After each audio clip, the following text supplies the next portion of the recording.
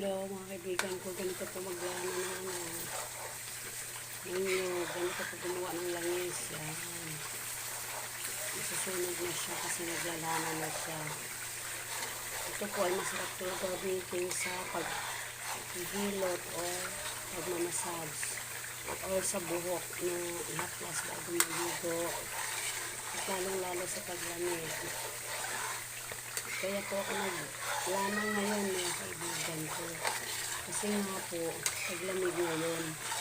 So, kailangan gumawa ng lana para anlaban sa lamig. Kasi pag may ganito na po, maghaplas po kayo, hindi po kayo papasuko ng lamig sa katawan.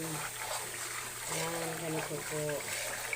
Ito po ay pinayod na niyog na pinahigaan. Tapos, ininit ko po yung kawali.